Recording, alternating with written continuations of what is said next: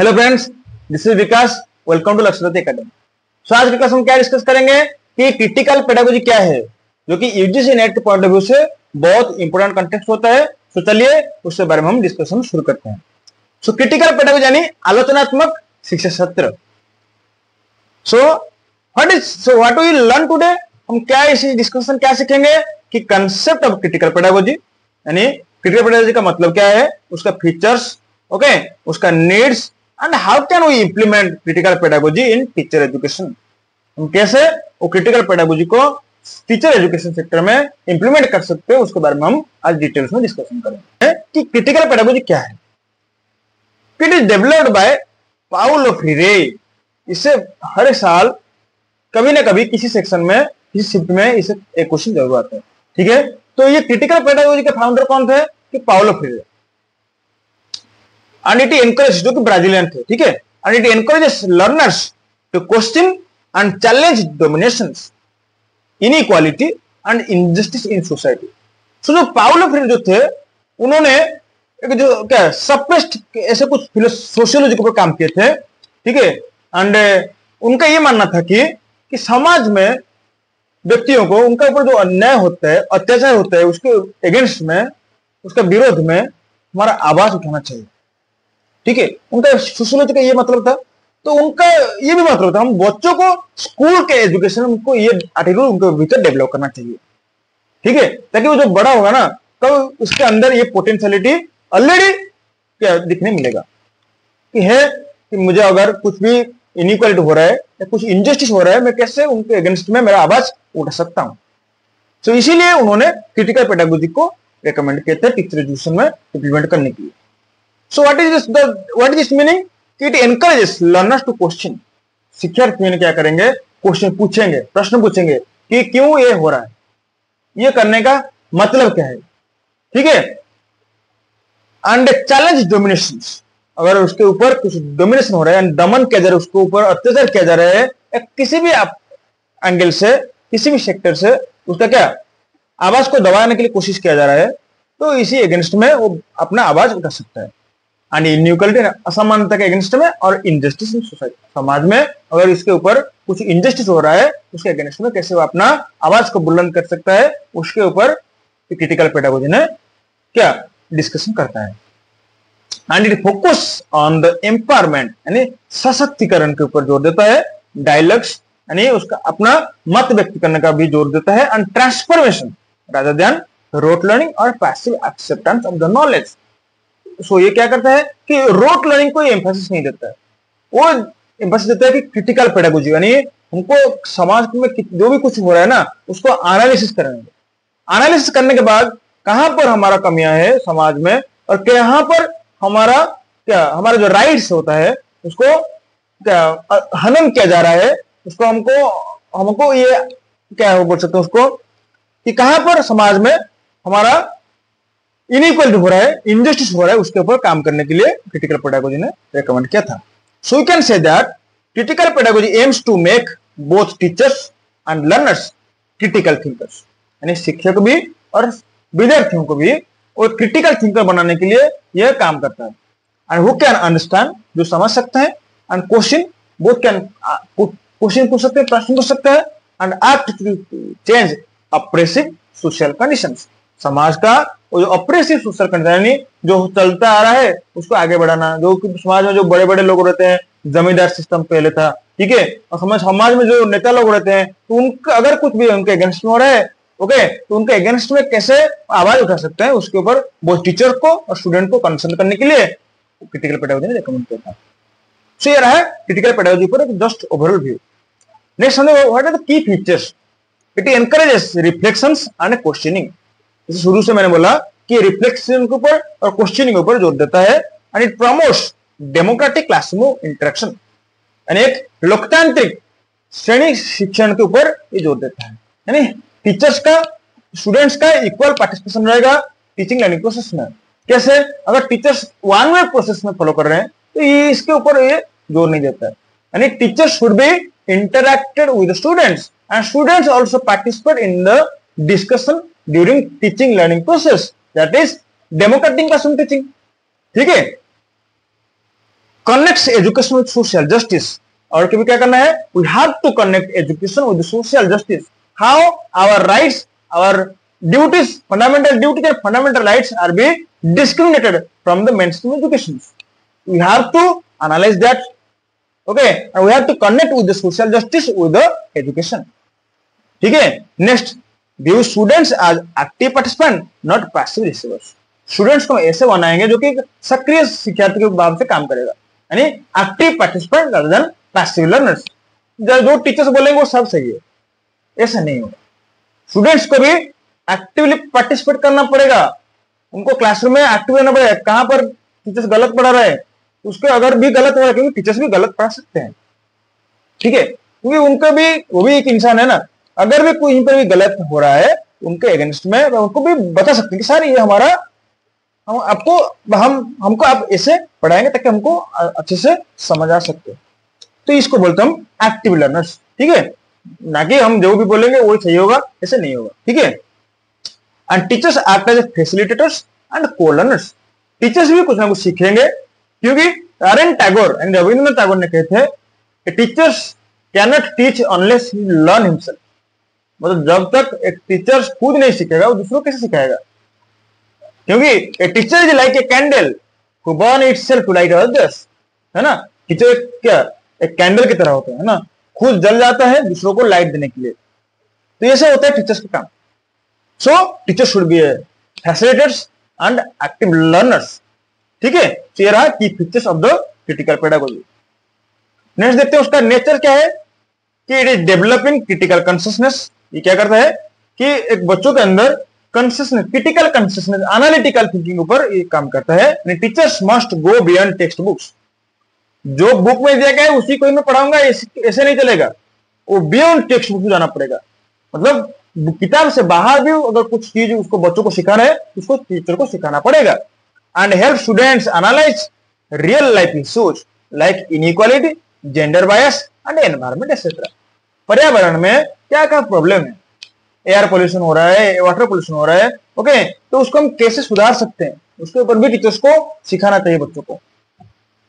और democratic classroom culture, जैसे मैंने फीचर्स में बोला कि एक लोकतांत्रिक क्लासरूम इंटरेक्शन होना चाहिए, यानी टीचर्स एंड स्टूडेंट का both have the equal participated during the teaching learning process.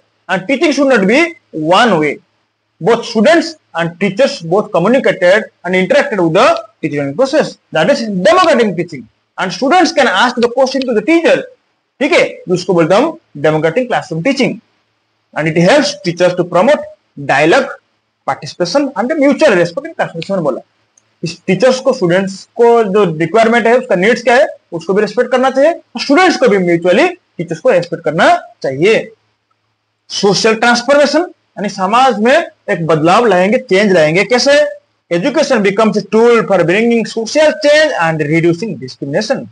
एक ही माध्यम है शिक्षा.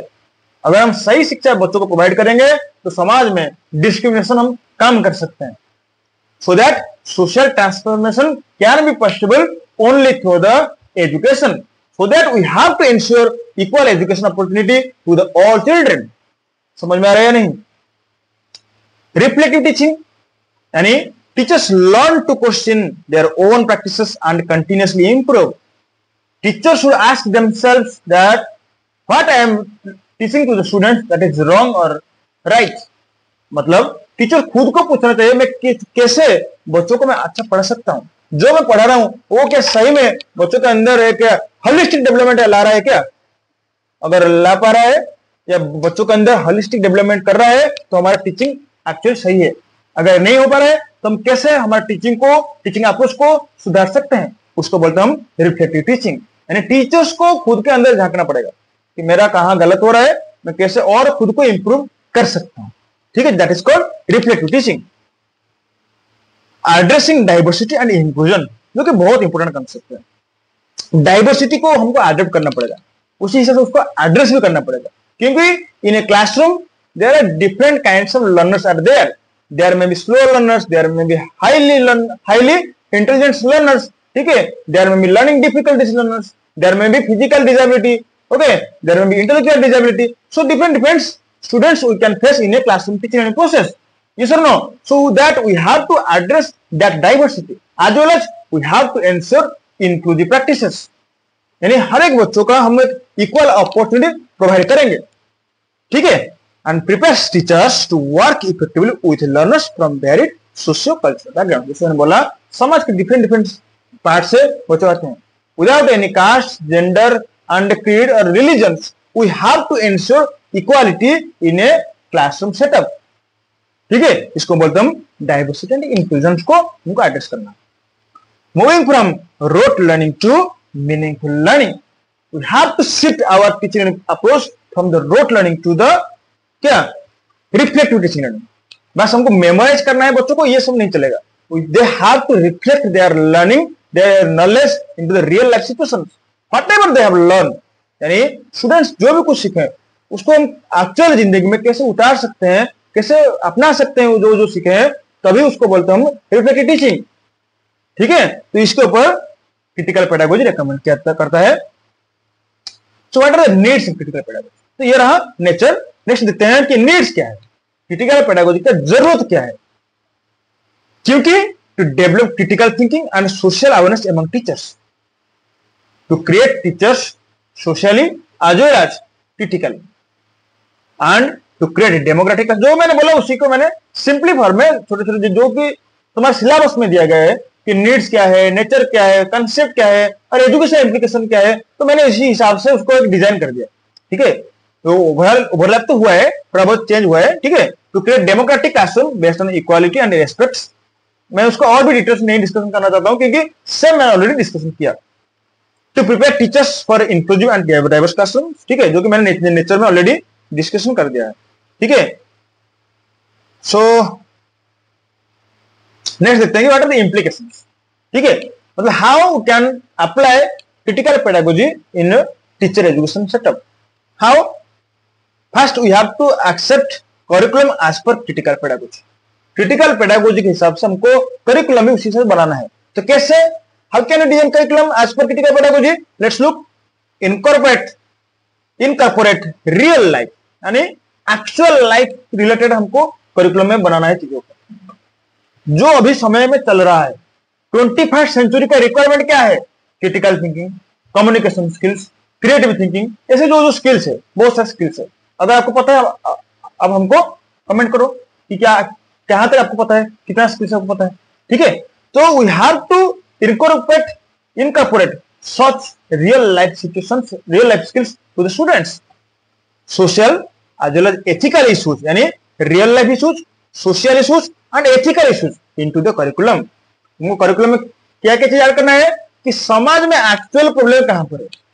वुमेन एजुकेशन एक्चुअल समाज में प्रॉब्लम है, इंक्लूसिव एजुकेशन समाज में प्रॉब्लम है, और कहां पर समाज में एक्चुअल प्रॉब्लम हो रहा है ना, तो उसी को हमको एड्रेस करना पड़ेगा।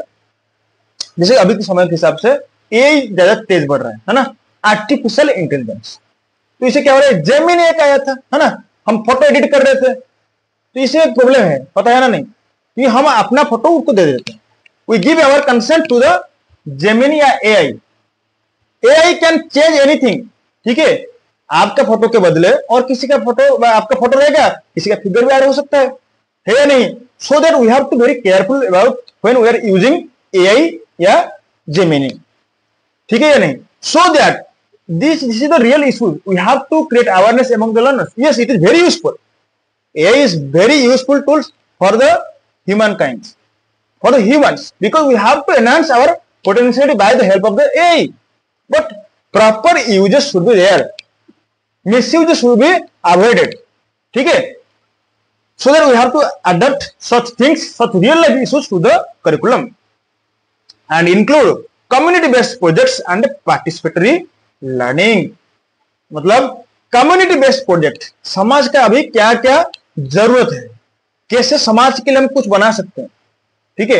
और एग्रीकल्चर सेक्टर से हम कुछ नया बना सकते हैं, कृषि क्षेत्र से, जिससे कि फार्मर्स भाइयों का और भी प्रोडक्टिविटी बढ़ सकता है, ठीक है। तो ऐसे कुछ कम्युनिटी रिलेटेड कुछ अगर प्रॉब्लम है उसको एड्रेस करना पड़ेगा, और उसी हिसाब से हमारा करिकुलम में भी सेटअप करना पड़ेगा। तो ये रहा curriculum as per critical pedagogy. समझ में आया नहीं?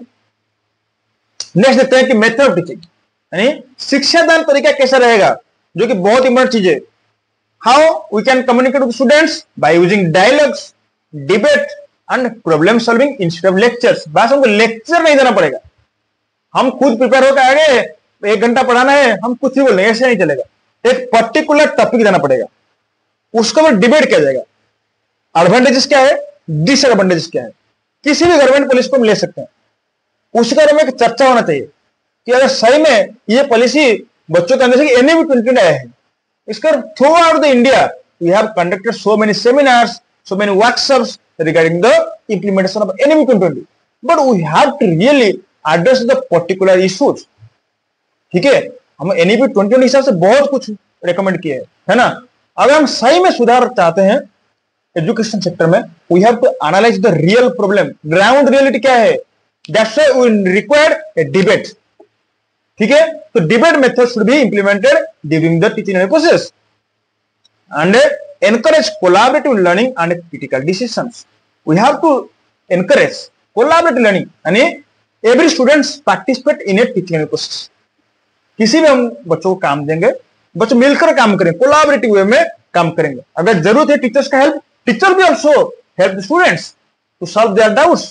ठीक है, एंड क्रिटिकल डिस्कशंस यानी एक analytical decision should be there to solve the real life problems of the students. ठीक है, ये रहा मेथड यानी we have to enhance, we have to encourage debate method, dialogue method and reflective method of teaching rather than rote learning। ठीक है, rather than lectures method as well। next, how can we evaluate the students progress and evaluation कैसा रहेगा, focus on understanding मतलब बच्चे कैसे समझ रहे हैं, मतलब कहां तक बच्चों के अंदर समझ है एक पर्टिकुलर चीजों को लेकर। we have to address that understanding, creativity and reflections rather than rote exams। बस उनको कुछ टास्क दे देंगे, तुम्हें 10 क्वेश्चन पढ़ के आ जाओ, मैं उसी में से कुछ क्वेश्चन दे दूंगा, जो भी आंसर आएगा तो मैं चेक कर दूंगा, ऐसे नहीं होगा। we have to address the creativity, whatever the creativity a child has, we have to address that creativity। ठीक है, and we have to evaluate particular understanding regarding a particular problems। एक पर्टिकुलर प्रॉब्लम को लेकर बच्चों के पास क्या understanding है, उसको हमको इवैल्यूएट करना पड़ेगा। And use formative and portfolio based assessment. So any students जो भी कोई इसको देख रहा है, क्या आप हमको बता सकते हैं कि फॉर्मेटिव असेसमेंट क्या है। अगर आपको पता नहीं तो फॉर्मेटिव असेसमेंट के ऊपर भी हमारा ऑलरेडी एक वीडियो प्लेलिस्ट में आपको मिल जाएगा। ठीक है, फॉर्मेटिव, समेटिव किसी भी आप ले सकते हैं, placement evaluation, diagnostic evaluation, assessment for learning, of learning, as learning. मैंने हर एक एस्पेक्ट को असेसमेंट के जुड़ा हुआ है, हर एक एस्पेक्ट को मैंने डिटेल्स में डिस्कशन किया है, तो आप जाके उधर भी एक्सेस कर सकते हैं। So you have to develop formative and portfolio assessment. So what is formative assessment? Formative यानी the assessment should be continuous, यानी हम रेगुलर मैनर में बच्चों का टेस्ट करेंगे। एक टॉपिक खत्म हुआ, उसके लास्ट में 1-2 क्वेश्चन दे सकते हैं, ये रहा फॉर्मेटिव। नेक्स्ट है पोर्टफोलियो असेसमेंट, यानी बच्चों का हर एक कैटेगरी को हम असेस करेंगे, ना कि curricular aspects, we also have to assess the co-curricular aspects as well। How a child is engaged in social work, community work, that should be addressed। This is called portfolio। यानी हर एक portfolio उसको maintain करते हैं। Progress report होता है ना, उसका एक पोर्टफोलियो, यानी ये समाज में इतना पार्टिसिपेट करता है, स्कूल का डिपेंड जो एक्टिविटी रहता है, गार्डन वर्क, ठीक है, तो उसमें कितना पार्टिसिपेट करता है, स्पोर्ट्स में कितना पार्टिसिपेट करता है, ये सबको हमको एक एसेस करना पड़ेगा, जो कि पोर्टफोलियो बेस्ड असेसमेंट बोला जाता है। So what kind of attitude are there, मतलब हम कैसा एटीट्यूड बच्चों के अंदर हम क्रिएट करेंगे। Teacher should develop empathy, openness and commitment to social justice and equality. Yes, teacher have to committed to the social justice. किसी भी अगर बच्चों का किसी भी तरह से डिस्क्रिमिनेट ना, ठीक है, teacher have to limit the discriminations in a teaching learning setup. समझ में आ रहा है नहीं? ठीक है, and teacher have to ensure the equal justice to every child, and as well as teacher have to promote inclusive classroom teaching learning activities। So this kind of attitude teacher can develop among students। as well empathy, यानी बच्चों को समझना चाहिए, बच्चों का दर्द को समझना चाहिए, ठीक है। what are the real problems a child has been facing, teachers have to address that, ठीक है। so ये रहा attitude, टीचर्स कैसा किस प्रकार का व्यवहार बच्चों के अंदर क्रिएट करना चाहिए। सो ये रहा overall discussion regarding critical pedagogy. Next हम देखेंगे उसका एक ब्रीफ समरी कि what is critical pedagogy all about. To transform teachers into agents of change. Teachers को क्या करना पड़ेगा, ये teacher should be an agent of change, यानी एक चेंज का, बदलाव का एक एजेंट होना चाहिए, एक माध्यम होना चाहिए। टू फोस्टर क्रिटिकल थिंकिंग, जो कि बच्चों के अंदर क्रिटिकल थिंकिंग को बढ़ाएगा, इक्वालिटी को एंश्योर करेगा, and social responsibility among learners, learners के भीतर एक सामाजिक दायित्वबद्धता को एंश्योर करेगा और बढ़ाएगा। And it redefines education as practice of freedoms. Okay, critical pedagogy क्या बोलता है कि फ्रीडम का प्रैक्टिस होना चाहिए, यानी आजादी बच्चों को मिलना चाहिए, मुक्त होना चाहिए बच्चों को, क्योंकि वो अगर हम उसको प्रोवाइड फ्रीडम नहीं देंगे वो खुद को सही दिशा में एक्सप्रेस नहीं कर सकते। So we have to ensure the freedom, dialogue and transformation, not just transmission of facts। ना कि हम उसको बस फैक्ट्स प्रोवाइड करेंगे कि इस साल ये हुआ था, ये पढ़ लो। जैसे मेमोराइज लर्निंग को हम, रोट लर्निंग को हम एनहांस नहीं करेंगे, उसको बढ़ावा नहीं देंगे, रिफ्लेक्टिव थिंकिंग के ऊपर हम काम करेंगे। सो अगर हम पूरा डिस्कशन को दो हिस्से में डिवाइड कर सकते हैं, एक और रहेगा एम्पावरमेंट एंड ट्रांसफॉर्मेशन। पूरा व्यू मेरा ये मानना है कि ये जो फिलोसफी है ना, इसलिए ये जो पेडागोजी है, तो इसको मैंने दो पॉइंट्स में डिवाइड कर सकता हूं। एक रहेगा empowerment and another one is क्या, ट्रांसफॉर्मेशन। चेंज करेंगे और सशक्त बनाएंगे, यही होगा क्रिटिकल पेडागोजी का मुख्य उद्देश्य। तो दोस्तों ये रहा पूरा डिस्कशन रिगार्डिंग क्रिटिकल पेडागोजी। उसका फीचर्स क्या है, उसका नेचर क्या है, उसका प्रिंसिपल्स क्या है, और उसका कैसे, how can we implement in the teacher education process. तो दोस्तों अगर ये वीडियो आपको अच्छा लगा और जरा सा भी इंफॉर्मेटिव रहा तो हमारे वीडियो को लाइक करना और ज्यादा से ज्यादा बच्चों के पास इसको शेयर करना और हमारे चैनल को सब्सक्राइब करना और पास में जो बेल आइकन उसको जरूर दबा देना ताकि आपके पास हमारा लेटेस्ट वीडियो पहुंच सके। आज के लिए इतना, थैंक यू।